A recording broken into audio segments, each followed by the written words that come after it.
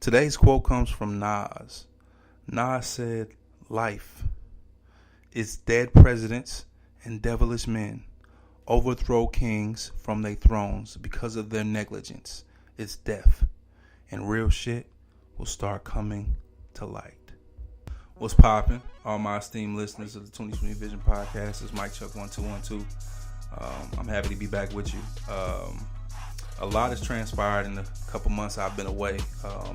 Most importantly, the things that have transpired. My young nephew was born on February the 18th of 2018.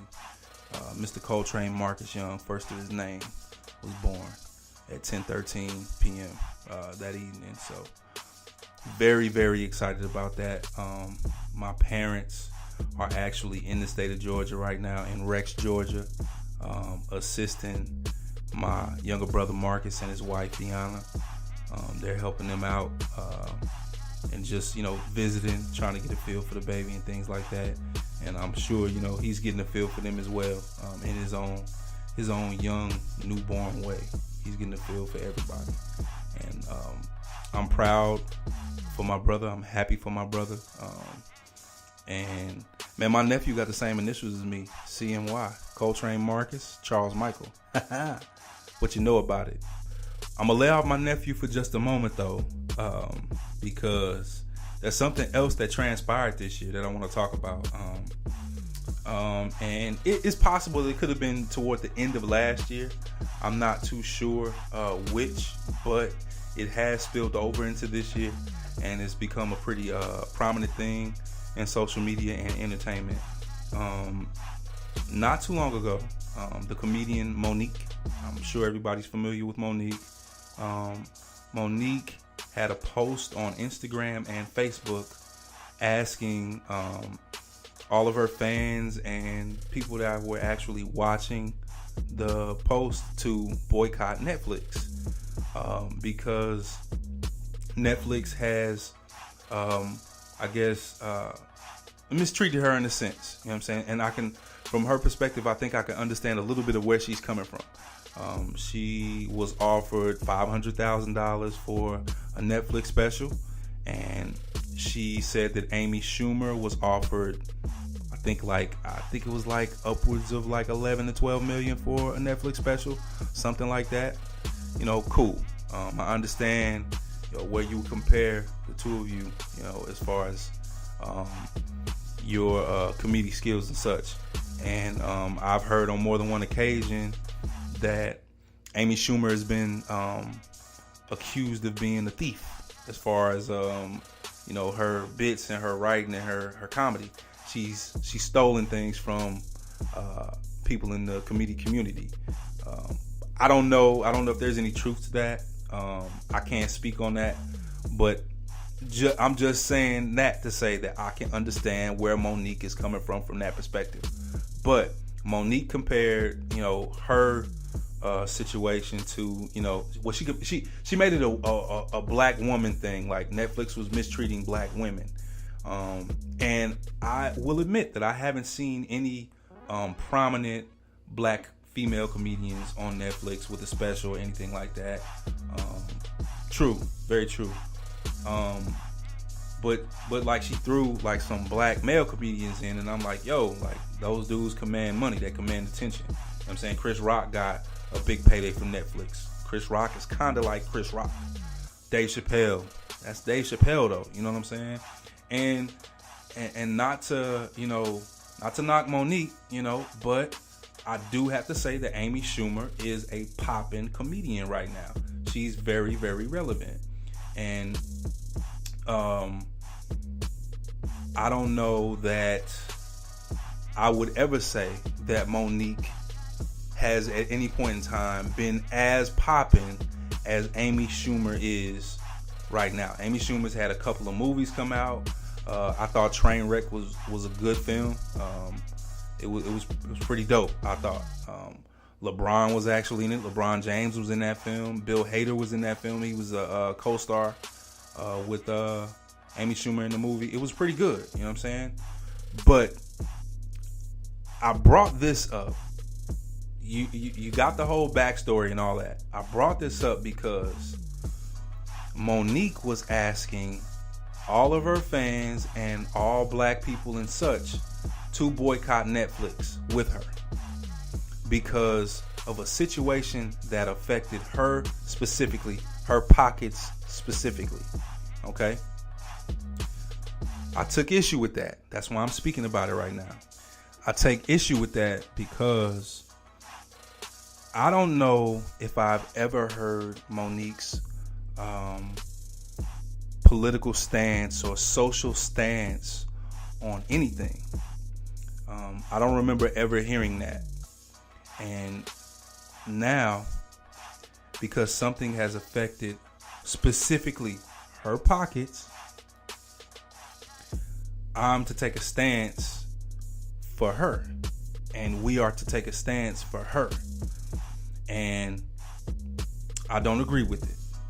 I think that, well, I don't think that, I know that there's a myriad of issues that affect the pockets of black folks every single day of our lives. I recently wrote a post to a former coworker of mine about the different eras in America that me and my family have been born and raised in. My parents are from the 50s. My older sister and brother were both born shortly after the Civil Rights Movement, and my younger brother and I were both born in Reaganomics in the 1980s. There's been tons of issues that have affected the pockets of black folks over the 500-600 years that we've been in the New World in America. And I feel a disrespect from one of my own to ask me to, come to her aid. Not me specifically. Let me stop that. To ask us to come to her aid, to help her boycott Netflix, because she ain't getting paid enough. It's women out there every day that ain't getting paid enough, Monique. It's women out there every single day. And I'll tell you what, they not making $500K a year. They not making $500K for one thing. You know what I'm saying? It's ladies out there making $19 an hour when they should be getting $22. It's ladies out there that getting paid $58,000 a year when they should get $60. It's men on their job, not as qualified, getting $60,000 a year, and they only getting $55, $54. You know what I'm saying? We see these issues every day in corporate America. People like me that work in corporate America, we see these issues every day. It's women in corporate America that live your struggle every single day. And now we have to stop to come to your aid to help you get more than $500,000? I think not. I'm sorry about that. Not gonna be able to do it. Not this time. And it's tough because I try not to do this to my own people. But the thing is, when you sit in a high chair, you know what I'm saying, and you sit in a high castle, you know what I'm saying, at the highest window, and you can look down, you know what I'm saying, it's hard to see the problems at the bottom. You know what I'm saying? It's very, very hard to see those problems and those issues and the shit that regular people go through. It's hard to see that all the way up there at the top. You know what I'm saying? It's hard to look down to the bottom to see exactly what's going on, you know what I'm saying, with your people. It's hard to do that. But when you down here and you get to actually see, you know what I'm saying, that it's something that you need to do. You know what I'm saying? I just happen to have more respect for you when you're down here at the bottom. As some people that are up there in that high window, they don't spend no time in that window. You know what I'm saying? They got the bread. They got the high castle and the high window and the high chair. They got that shit. But they jump down off that shit to come down here to the bottom where the regular people be at. You know what I'm saying? I got respect for those people. And I got respect for those people that do for it and help out when they can. You know what I'm saying? I have respect for those people that you don't have to ask to be a part of the struggle. They just a part of the struggle. You know what I'm saying? Whether it be by association or by, you know what I'm saying, constant, you know what I'm saying, help or promotion to the struggle, whatever. You know what I'm saying? I have respect for those people. But I just can't bring myself to respect somebody who wants to be a part of the struggle when it benefits them. You know, I can't respect that, because what black people must realize about their lives, whether it directly affects them, everything about America directly affects black people. So let me not say that. What I want black people to understand is you are always a part of a struggle. Always. Always. While we live in America, just look at it. Every factor of the justice system, every factor of politics and government is structured to not help black people. I don't care what you say. I don't care what people think about my ideologies and how I feel about this country. I don't care. I'm just keeping it real. I'm just keeping it real. The man is holding us down.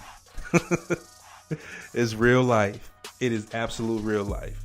And I just want my people to band together to understand that. You know what I'm saying? We behind the power curve. It's okay.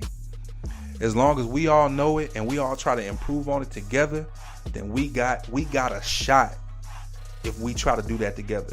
But if we come into the struggle only when it benefits us from this perspective and don't help the next person, you know what I'm saying?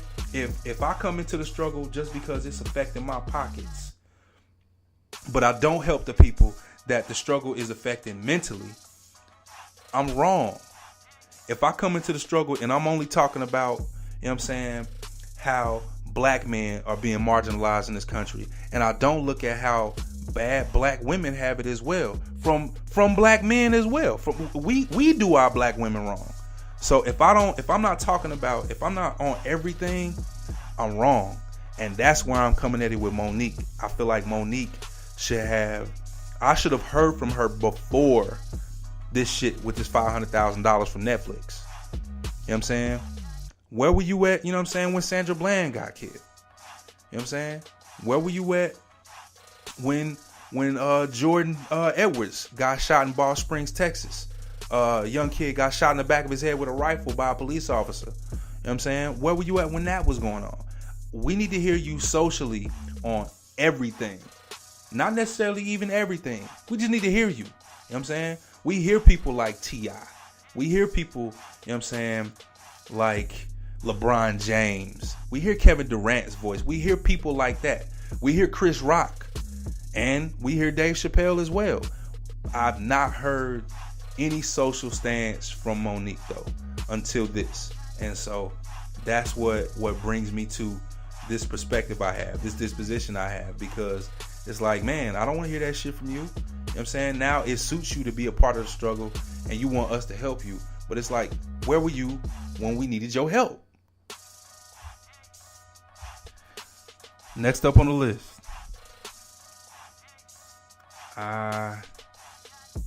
It troubles me every day of my life. And I don't know. It is a very, very powerful thing. And it's something that's not going to be remedied in this one conversation. But as ironically as a Christian would say, it's on my heart and I have to speak about it. So here, this is what I'm going to say. I'm bringing this up because it is my responsibility as a social activist and a public figure. It's funny to say that because nobody knows who the fuck I am. But no, as a social activist and a public figure, it is my responsibility to come to you and say what is necessary to be said. And I know that this is probably gonna cause me to lose listeners. I have to respect that, but that's okay. Religion, Christianity, the belief in Jesus Christ as the Son of God, all of these things combined, I believe these things to be problematic. I believe them to be a hindrance to Black Americans. And the reason why is because